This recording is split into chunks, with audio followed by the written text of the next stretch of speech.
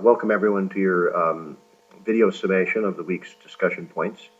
I'm sorry I'm so late with this, but it's taken me a while to figure out the hardware details and get it to this point, even as rough as it is. I hope in the future weeks to be considerably quicker and more polished in my presentation.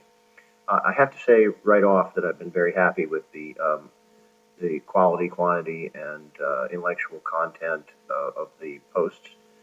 There are some housekeeping details I'd like to take care of at the end of this discussion.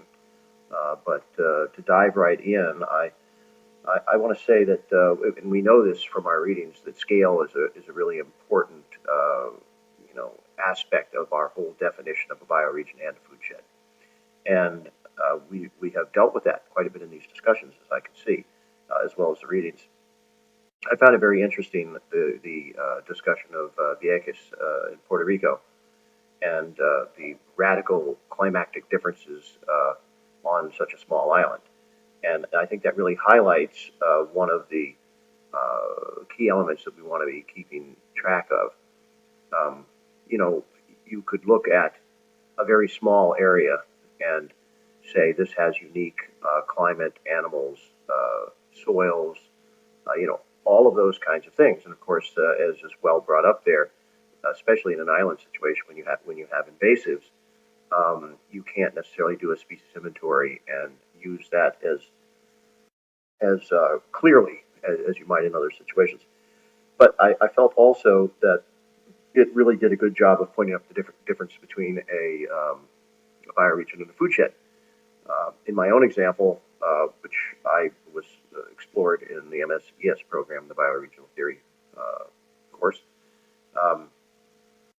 I live right at the confluence of the Shenandoah and Potomac rivers in a little town called Harpers Ferry, the absolute eastern tip of West Virginia, bearing no political relationship to the rest of West Virginia, and bearing a lot of bioregional concordance with the Shenandoah Valley, which is primarily in Virginia, and which is part of the Great Eastern Valley, which runs all the way from Atlanta, Georgia, all the way up towards Montreal, and maybe even farther north of there.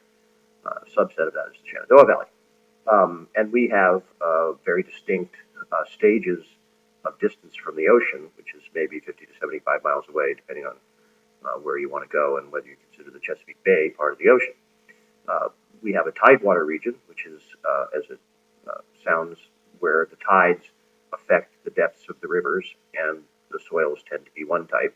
Then we have a demarcation line called the fall line, which is the place where you come to the first waterfalls on those navigable rivers and they stop being navigable.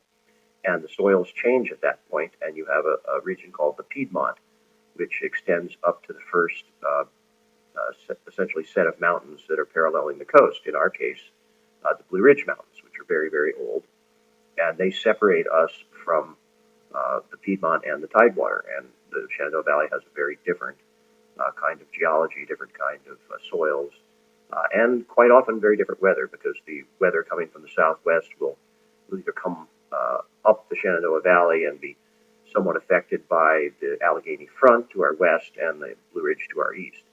And ocean storms that come in will come from the southeast and be stopped by the Blue Ridge. So we're a very distinct area, but we bear no relationship either to the political boundaries or to really the sort of continental ones. And when we talk about Vieques and Puerto Rico and St. John's and St. Thomas, these are all part of a larger system, which is noted in the posts I've seen. And so you have to ask yourself, are we making our decisions on the system level, or are we making them on the very unique local level? So that's a real key point. Another key point is you could either consider sort of the food shed to be part of the bioregion or the bioregion part of the food shed, depending on the specifics of where you are. In our case, I decided that my food shed included the Chesapeake Bay because we are relatively close to it, and to include all of the marine food sources in the food shed goes a lot farther towards creating a complete human diet. And I think that the food shed concept wants to include that in a place like the Plains or the Rockies or the Intermountain West, you're going to have a much larger food shed because you're going to have to go a longer distance to get all of the kinds of foods that, and I don't mean bananas and necessarily oranges or avocados or any of that, but to get a fully balanced human diet, you're going to have to get a wider, cast a wider net than we do around here. So I think for each of your places, I think you want to be considering that element, because if you're not able to sustain the population on a healthy diet, then you're not really sustainable. So scale really has one effect there. Another effect I saw, and this Amanda and Catherine discussed this, and Vanessa came in as well, that when you're looking at more urbanized areas, you're saying, oh well, we want to have independent control over our planning process so that we can make sure that it meets the needs of sustainability that we have, and we don't want some centralized planner making all of these decisions when each of our neighborhoods or each of our communities or each of our small towns wants to have some specialized local control that respects their particular needs. And I think that's absolutely correct. You also, however, need to have planning happening that may be just coordination between those communities, but also ways to avoid duplication, inefficiencies.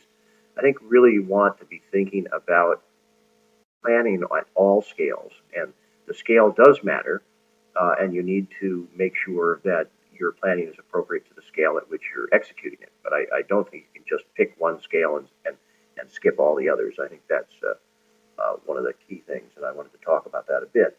The other thing that I really found in both sections, of course, is this question of rootedness and rootlessness, and of course that was partly the topic of the second set of questions. And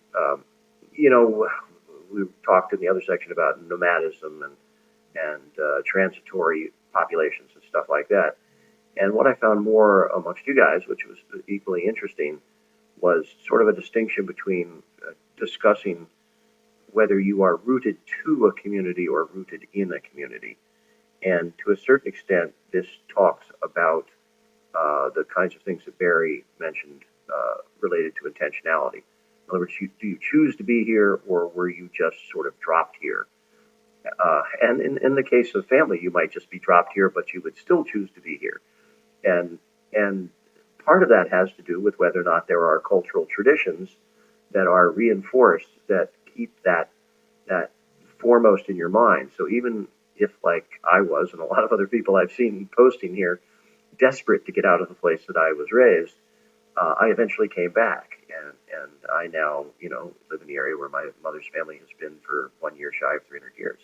So this is not a one size fits all thing, but I think you want to ask yourself when you're talking about rooted, to what extent you are accepting this as a place and choosing to make it a better place, or whether you're just sort of going through the motions. Because I do know, I find this in my area, that I left for 35 years. The people who never left, some of them my own cousins, friends from high school and all of this, they tend to have,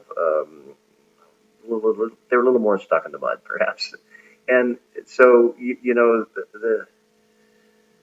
it was discussed in one of the posts I saw as cosmopolitanism, and I thought that was an excellent discussion. I think that we have both a necessity of grounding ourselves in the places that we are from, or the places that we have chosen to be, and I think the intentionality is really important. I guess that's all I really want to say about that. As to the details that I want to get to, an example of referencing, and referencing is very important, because by the time you get out of this course, we hope this program, we hope that you are going to be an effective, credible, well-spoken advocate for the establishment of a more sustainable food system. And there are a whole bunch of components in there. There's the spelling, there's the grammar, both of which you should be checking before you post this stuff. not finding as many grammar errors in your all's posts as I have in some of the other courses, but still, this is something to check this before you put it into the Moodle window, or read it very closely. Always a great idea to read your posts to another person, because they'll pick up enormous amounts of stuff that you don't hear or see because you're writing it yourself and you're engaged in your own internal dialogue. An example, just a really technical one, a lot of people, when they were referencing the Barry work, were actually putting Wordsworth's name in there as the author because he was the editor and he's listed there. But all of the material in the book that you're referring to is Barry's material, and so it's Barry's name that should be there, not Wordsworth's name. Another thing I saw, and I think it was primarily in the other section, was that people, when referencing stuff from a website, would put the URL of the website as the author if there was not a specific author, rather than putting the name of the organization. And then the website address goes down in the section that says accessed on such and such a date at such and such a time. But the author is not the website, the author is the organization, unless there's a specifically named author. So those are just a couple of things. Particularly, have mercy on me. I have to read every word of this, and if the grammar is confused and I can't figure out what you're saying, it really slows me down, and it makes all of your material late getting back to you. So the amount of work that you can do up front to clean up the grammar and the spelling and put paragraph endings between different thoughts instead of one long post, and keep your posts and your papers relatively close to the word counts I ask for, you're gonna make it a lot easier on me, and you're gonna make sure that you're getting your material back sooner, and that will make us both happy.